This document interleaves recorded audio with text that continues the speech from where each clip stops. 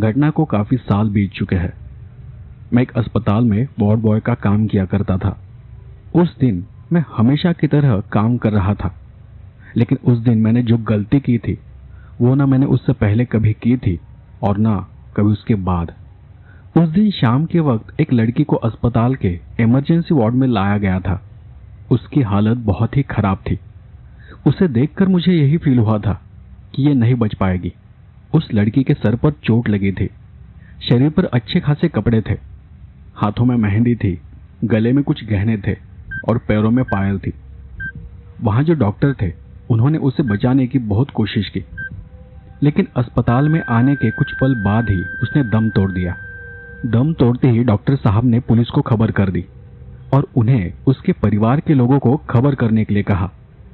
वो जब दम तोड़ रही थी तब मैं उसके पैरों के पास खड़ा था और जब वो झटपटा रही थी तब मैंने ही उसके पैरों को पकड़ रखा था।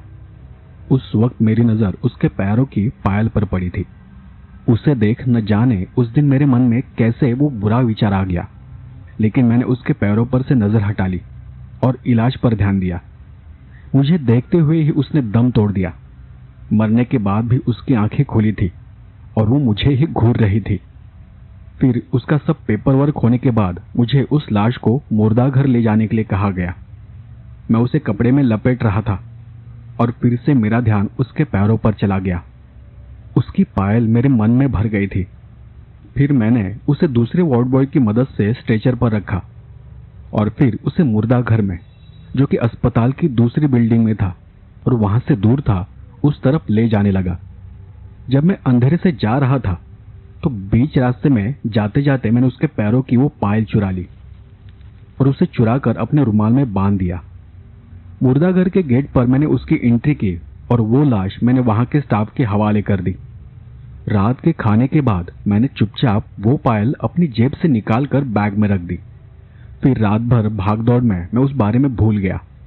जब सुबह हुई तो बाहर जाते वक्त मैंने बैग में हाथ डालकर देखा और फिर मैं इत्मीनान से घर चला गया। दूसरे दिन सुबह मैं घर गया था, लेकिन मुझे अपनी पत्नी को सच बताने में शर्म आ रही थी। इसलिए जब मैं घर पहुंचा तो मैं जानबूझकर घर के बाहर चला गया। उसे कहा कि मैं कहीं बाहर जा रहा हूं और दोपहर तक लौट आऊंगा। और जैसा कि मैंने उसे कहा था, मैं दोपहर तक यहां वहां घूमकर घर वापस आ गया और मैंने वही पायल अपनी पत्नी को उपहार के स्वरूप में दे दी और उससे झूठ बोला कि मैं इसे लेकर आया हूं। इन सब के बावजूद मेरे मन में कहीं न कहीं वो कसक थी कि मैंने उस पायल को चुराया है। उस दिन शाम को मैं हमेशा की तरह काम पर चला गया। मुझे इमरजेंसी वार्ड की जगह दूसरे जनरल वार्ड में ड्यूटी दी गई थी। मैं हमेशा की तरह अपना काम कर रहा था। फिर अंधेरा हो गया, मेरा काम खत्म हो गया। धीरे धीरे सब कुछ शांत हो गया। वार्ड के सारे पेशेंट एक एक कर सोने लगे और फिर मैंने उस वार्ड की लाइटें बंद कर दी और वार्ड के बीचों बीच जो टेबल था वहां पर सिर रखकर सो गया। मैं तब तक आधी नींद में जा चुका था कि तभी मुझे पायल की आवाज सुनाई देने लगी। मैं थोड़ा गहरी नींद में था, लेकिन मुझे एहसास हुआ कि मेरे सामने जो टेबल है उसके सामने कोई आकर खड़ा हो गया है। मैंने सोचा कि कोई मरीज या कोई नर्स होगी, इसलिए मैंने वहीं पड़े पड़े उसे पूछा, क्या चाहिए? और फिर मुझे पायल की आवाज सुनाई दी। वो आवाज उस टेबल को घूमकर मेरे पास आ रही थी और मैं वैसे के वैसा ही पड़ा रहा। अगले ही पल मुझे अपने कानों के पास सांसों की आवाज सुनाई दी। मैं अचानक से उठकर बैठ गया और यहां वहां देखने लगा, पर वहां कोई नहीं था। वार्ड का दरवाजा पूरा खुला था। मैं थोड़ा हैरान हो गया कि यह दरवाजा किसने खोल दिया। मैंने वार्ड के अंदर देखा तो सारे पेशेंट सो रहे थे। कुछ हलचल कर रहे थे, लेकिन वो ध्यान देने लायक नहीं था। मैं उठा और दरवाजा फिर से बंद कर दिया। मुझे ऐसा लगा जैसे मुझे कोई भ्रम हुआ है। उसके बाद मैं कुछ देर वहीं बैठा रहा। फिर मैं बाथरूम में चला गया। अपने चेहरे पर पानी की छींटे मारते हुए मैंने शीशे में देखा तो मेरी आंखों के सामने एक परछाई किसी बिजली जैसी चमककर गायब हो गई। कोई मेरे पीछे था, लेकिन जैसे ही मैंने गौर से देखा तब तक वो गायब हो चुकी थी। मैं घबराकर बाथरूम से बाहर आ गया, क्योंकि इस बार मैंने वो चेहरा देखा था। हालांकि वो एक परछाई थी, किसी छाया की तरह थी, लेकिन वो आकृति एक पल में गायब हो गई थी। पर मैंने उसका चेहरा साफ साफ देखा था। मैं वो चेहरा, वो आंखें कभी नहीं भूल सकता, क्योंकि उस लड़की ने मेरी आंखों के सामने और मुझे देखते हुए अपना दम तोड़ा था। मेरा पूरा शरीर तब पसीना पसीना हो गया था और शरीर थरथराने लगा था। मेरी नींद ही उड़ गई थी। उस विचार के कारण, उस परछाई के कारण मुझे रात भर नींद नहीं आई। उस दिन सुबह मैं थोड़ा जल्दी ही घर चला गया। जैसे ही मेरी पत्नी ने दरवाजा खोला तो सबसे पहले मेरा ध्यान उसके पैरों पर चला गया।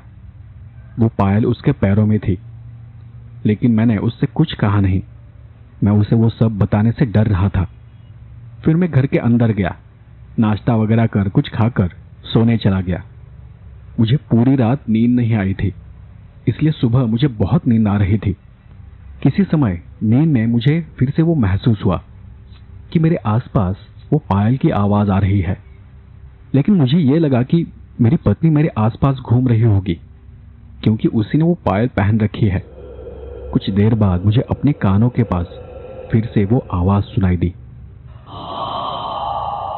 वो सांसों की आवाज, वही आवाज, और फिर एक अस्पष्ट सी सरसराहट की आवाज। और उसी क्षण मुझे अपने चेहरे पर एक ठंडे हाथ का स्पर्श महसूस हुआ। मैं चौंक कर उठ गया। मैंने देखा कि मैं हमारे ही अस्पताल के मुर्दाघर में था। मेरे चारों ओर अनगिनत लाशें थी, ठंडी, बेजान, खामोश सी। लेकिन वहां की शांति को महसूस कर मेरे रोंगटे खड़े हो गए। तब मुझे ब्लड प्रेशर की प्रॉब्लम थी। उन सब को देखकर मेरा ब्लड प्रेशर हाई होने लगा। मुझे चक्कर आने लगे, मेरा सिर घूमने लगा था, मेरी आंखों के सामने अंधेरा छाने लगा। और अचानक मैंने उसे अपने सामने देखा। वो वही थी, वही लड़की जिसके पैरों से मैंने पायल चुरा ली थी। वो अपना एक हाथ फैलाई खड़ी थी। वो अपने मुंह से कुछ बड़बड़ा रही थी और शायद वो मुझसे कुछ मांग रही थी। शायद वही पायल। मैं घबराहट में पीछे हटने लगा और पीछे हटते हटते मैं नीचे गिर पड़ा। मैं उससे बचने के लिए पीछे पीछे जा रहा था कि कुछ ही क्षण में उसका शरीर धुआं धुआं हो गया और मैं वो सब देखकर वहीं पर बेहोश होकर गिर पड़ा। जब मुझे होश आया तो मेरी पत्नी मुझे जगा रही थी। मैं अपने घर के बिस्तर के पास पड़ा हुआ था। उसने मुझे पानी पिलाया और मुझे शांत किया और बताया कि मैं नींद में बहुत डरा हुआ था। नींद में ही मेरे हाथ पैर बहुत कांप रहे थे, शरीर पसीने से भीग चुका था। और तब उसने मुझसे पूछा कि आपको क्या हो रहा है, चलो डॉक्टर के पास चलते हैं। लेकिन मैंने बिना कुछ बोले अपने हाथ से उसे बस शांत रहने का इशारा किया। मैं वहीं चुपचाप कुछ देर तक बैठा रहा और मैंने हिम्मत जुटाई। तब मैं उसके पैरों की तरफ ही देख रहा था। उसे नहीं पता था कि मैं उसके पैरों की तरफ क्यों देख रहा था। थोड़ी देर शांत रहने के बाद मैंने उसे पूरी सच्चाई बता दी कि मैंने उसके पैर में जो पायल है उसे नहीं खरीदा है, बल्कि मैंने उस पायल को एक मुर्दा लड़की के शरीर से चुराया है। और इसलिए कल रात से मुझे बहुत ही अजीब अजीब से एहसास हो रहे हैं। मैं कुछ बीमार सा महसूस कर रहा हूं। वो लड़की मुझे बार बार दिखाई दे रही है, बार बार मुझे उसका एहसास हो रहा है। ऐसा लग रहा है जैसे वो अपनी चीज मुझसे मांग रही हो। और ये सब सुनकर मेरी पत्नी ने उसी समय वो पायल निकाल कर मेरे हाथ में थमा दी और मुझे कहा कि ये जिसकी है उसे वापस लौटा दो। मैं उसी शाम वापस अस्पताल चला गया। मुर्दाघर में जाकर उस लड़की के बारे में पूछताछ की तो पता चला कि उसके रिश्तेदार कल सुबह ही उसके शव को लेकर गए थे। फिर मैंने उसके घर का पता लिया और सीधे उसके घर चला गया। उस लड़की के घर जाकर मैंने उसके घर वालों को मेरे साथ हुए हादसे के बारे में बताया और उनसे और उस लड़की की आत्मा से माफी मांगी।